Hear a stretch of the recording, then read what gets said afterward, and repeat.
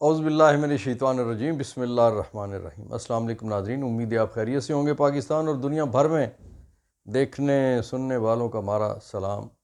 ناظرین، 15 اکتوبر منگل کا دن 2024، راولپنڈی اسلام آباد کی خوبصورت ہلکی ہلکی ٹھنڈ والی شامیں۔ آج اسلام آباد میں بڑی رونقیں ہیں، اور وہ رونقیں ساری کی ساری مختلف شاہراہوں پہ ہیں، لیکن ان شاہراہوں پر شہریوں کو جانے کا حق نہیں ہے۔ نہ کوئی گاڑی ان کی جا سکتی ہے، نہ موٹر سائیکل، نہ پیدل، کچھ بھی نہیں، کوئی بندہ داخل نہیں ہو سکتا۔ ہاں، وہاں سے گزرنے والے مہمان ان روشنیوں کو، چکا چوند روشنیوں کو، ان جو گھوڑے رکھے گئے ہیں، جو تانگے رکھے گئے ہیں، جو پھول رکھے گئے ہیں، ان سب کو وہ انجوائے شاید کالے شیشوں والی گاڑیوں میں سے گزرتے ہوئے انجوائے کریں یا نہ کریں۔ ہم غریب قوم ہیں، متوسط سے بھی نیچے ہم لوگ ہیں، قرض لے کے ہم معاملات پچھلے قرض کی قسط دیتے ہیں، اور آنے والے مہمانوں کو ہم یہ تاثر دے رہے ہیں کہ ہم بہت امیر لوگ ہیں۔ ناظرین، مجھے تو ڈر ہے کہ منگولیا یا کوئی اس طرح کا اور کوئی تاجکستان ٹائپ ملک جو ہے وہ ہم سے قرضہ ہی نہ مانگ لے کہ بھائی جان تواڈے تے حالات ساڈے کول بہت چنگے لگ رہے ہیں تو سانو کچھ پیسے ہی دے دیو۔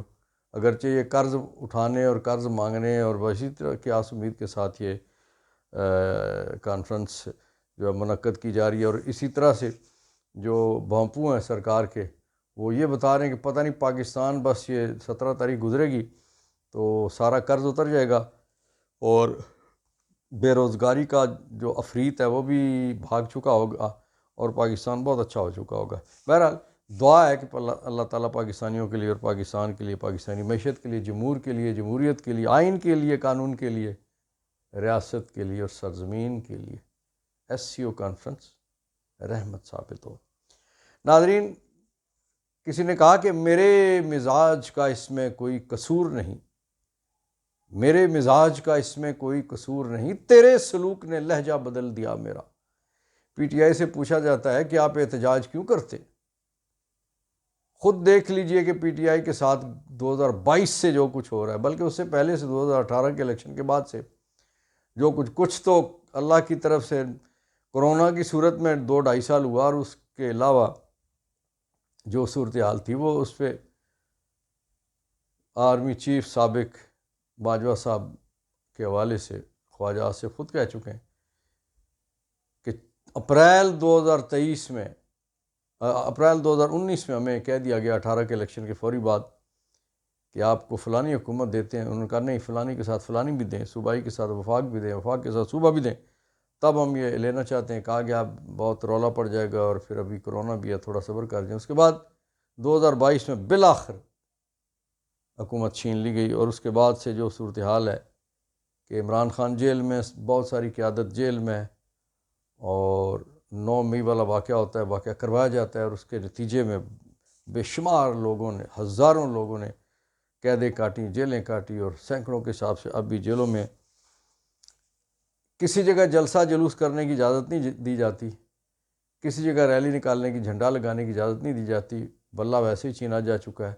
الیکشن 2008 والا بھی، 8 فروری 2024 والا الیکشن جو تھا، وہ بھی بغیر انتخابی نشان کے، اور کسی کا بینگن ہے، کسی کا تھالی ہے، کسی کا ڈونگا ہے، کسی کا پلیٹ ہے، کسی کے چمچ ہے، اور اوپر والا ٹکٹ خیر دین کے پاس ہے، نیچے والا نور دین کے پاس ہے، لیکن خیر دین اور نور دین کا انتخابی نشان ہی آپس میں نہیں ملتا۔ یہ الیکشن کرایا گیا، اور اس کے بعد جب 8-9 بجے رزلٹ آنا شروع ہوئے تو 10 بجے تک تو خیریت گزری، اس کے بعد پریشانی شروع ہو گئی، اور پھر الیکشن چھین لیا گیا بقول Liaquat Ali Chattha commissioner Rawalpindi. 2 chief, army chief اور چیف الیکشن کمشنر، باقیوں کا نام اس نے نہیں لیا۔ بہرحال اس کے بعد جو کچھ ہوا، میں اب کی بات اگر کریں کہ عمران خان صاحب کی ساری سہولتیں بند کر دی گئیں، جیل میں ملاقات بند کر دی گئی، PTI کو بہت زیادہ پریشانی تھی۔ PTI نے کہا کہ ہمارے لیڈروں کی ملاقات کرا دی جائے، کہا گیا نہیں، کہا گیا نورین صاحبہ جو واحد بہن جیل سے باہر رہ گئی ان کی ملاقات کروا دی جائے، جواب ملا نہیں۔ کہا اتحادیوں میں سے حامد رضا صاحب کی ملاقات ہو جائے، کہا گیا نہیں۔ کہا گیا ڈاکٹروں کی ملاقات کرا دی جائے، جواب ملا نہیں۔ اچھا، وہ مجھے تو جو پرانا کچھ دن پہلے کچھ عرصہ پہلے جب ایک خاکہ پٹواری چلتا تھا کہ پر جائی کل پوچھا سبون اس وہ بھی نہیں ملیا، پھر مالٹا چھلیا تو لون بھی نہیں تو فلانا بھی نہیں، تو یہ وہی بس پوزیشن تھی کہ ہر جگہ نہیں ہو رہی تھی۔ جس طرح سے ترنول کا جلسہ مانگا گیا، ترنول نہیں دیا گیا، وہ سنگجانی میں دیا گیا سارے رستے بند کر کے۔ مینار پاکستان پہ جلسہ مانگا گیا، نہیں دیا گیا، وہ ایک معاشی منڈی میں کانا میں جا کے 35 کلومیٹر دور شہر سے جلسہ دیا گیا اور پھر بھی رستے بند۔ اور اس کے بعد اب پی ٹی آئی نے اتنا کہا تھا کہ ملاقات کروائی جائے، اور کسی کی نہیں، ڈاکٹرز کی ملاقات، جو عمران خان صاحب کے ذاتی معالج ہیں وہ شہر میں موجود ہیں، ان کی ملاقات کروا دی جائے، لیکن نہیں کروانے دی گئی۔ بالآخر کرتے کرتے 14 تاریخ آ گئی، اور 14 کی رات کے آخری پیر کہا گیا کہ پمز کے ڈاکٹر ملاقات کریں گے۔ اگرچہ پورے پاکستان میں پی ٹی آئی ڈی چوک کے احتجاج کے لیے 15 تاریخ کی کال دے چکی تھی، لیکن جب یہ خبر سامنے آئی تو پی ٹی آئی نے اپنی کال واپس لے لی اور احتجاج نہیں ہوا، اور پمز کے ڈاکٹروں کی ملاقات ہو گئی۔ اور پمز کے ڈاکٹروں نے، خیر اللہ تعالیٰ خیریت سے رکھے، خان صاحب کو خیر خیریت والی اطلاع دی ہے۔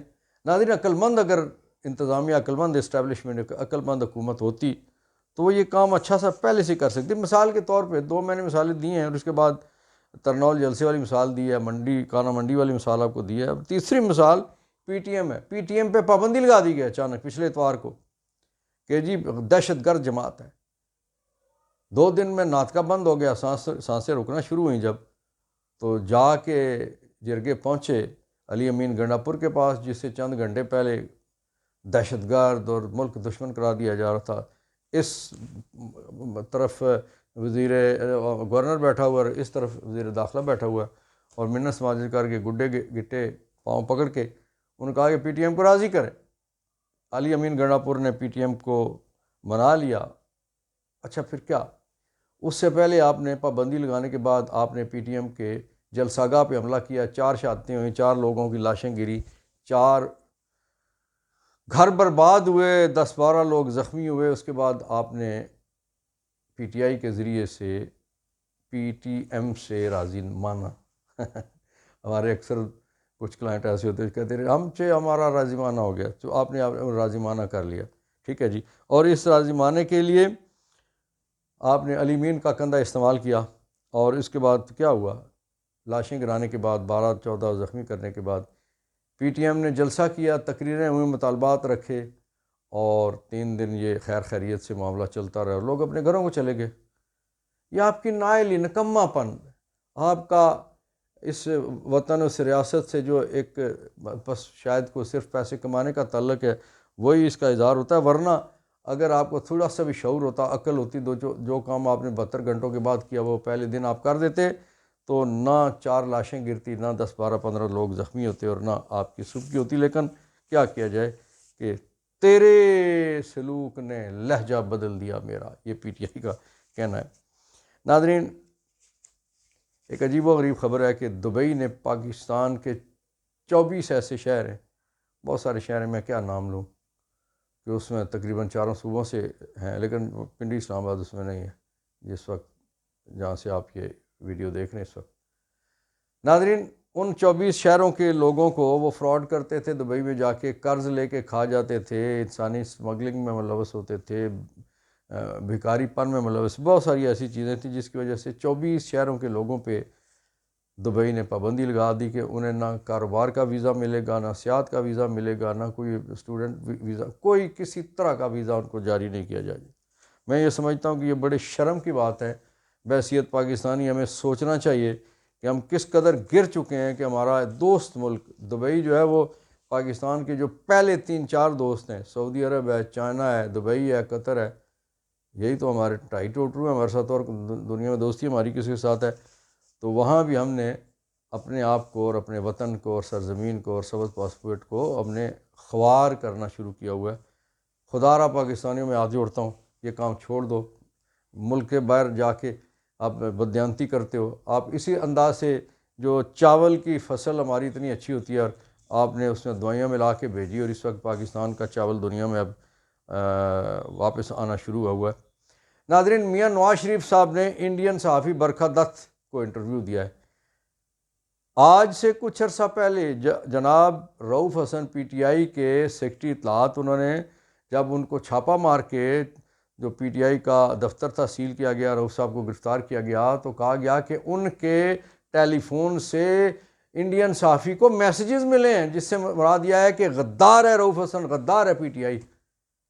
آپ کیا کہیں گے؟ ذرا اپنے اس معاملے پہ غور کیجئے کہ پاکستانی کسی صحافی کو نواز شریف صاحب انٹرویو دینے کو تیار نہیں ہے۔